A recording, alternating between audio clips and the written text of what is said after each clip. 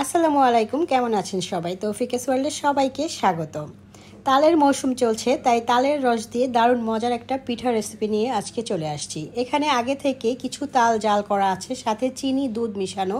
এবার তালের রসের মধ্যে আমি অল্প অল্প করে চালের গুঁড়া আর কিছু আটা দিয়ে দিচ্ছি। এই পিঠাটা চাইলে একদম মচমচে বানানো যায়, তাহলে কিন্তু আটা ব্যবহার করা যাবে না, শুধু চালের গুঁড়া দিয়েই এই পিঠাটা বানাতে হবে। 1 চিমটি লবণ কিন্তু ব্যবহার করেছি, আর দিয়েছি গুড়, চাইলে চিনিও দেওয়া যেতে পারে। ওই যে তালের রসটা যখন জাল করেছিলাম তখন আমি কিছু পরিমাণ চিনি দিয়েছিলাম, সেজন্য এখন আর চিনি দেই নাই। এইবার খুব ধৈর্যের সাথে এই গোলাটা গুলিয়ে নিতে হবে, হাত দিয়ে কচলিয়ে কচলিয়ে গুলাতে হবে, এতে করে খুব সুন্দর সফট হবে পিঠাটা যখন বানাবেন তখন। আর খেতেও কিন্তু অনেক বেশি ভালো লাগবে, তুলার মতো তুলতুলে নরম হবে। দেখেন টেক্সচারটা কীরকম ঘন হয়েছে। এইবার সবগুলো একদম গোলা চারদিকে ছড়ায় আছে না, সেগুলো আমি একসাথে এনে তারপরে ঢেকে রাখছি। 10-15 মিনিটের মতো আমি রেস্টে রেখেছি গোলাটা। এই ফাঁকে আমি চুলায় একটা কড়াই দিয়ে তেল বসিয়ে দিয়েছি, এতে করে তেলটা গরম হয়ে যাবে আর কড়াইটাও একদম ননস্টিকের মতো স্লিপারি হবে।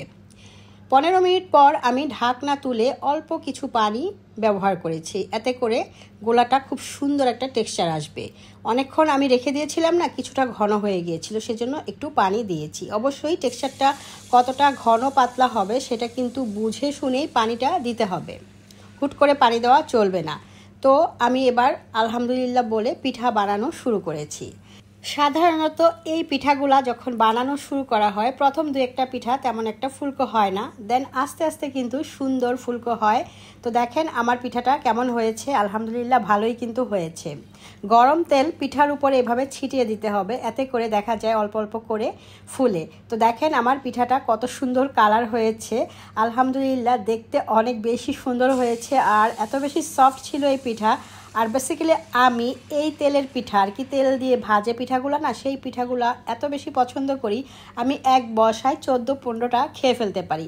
এই কথাটা যে শোনে সে কিন্তু খুবই অবাক হয়, বাট আমি কিন্তু সত্যি খাইতে পারি। আমার এত পছন্দের পিঠা হচ্ছে এই তেলের পিঠা।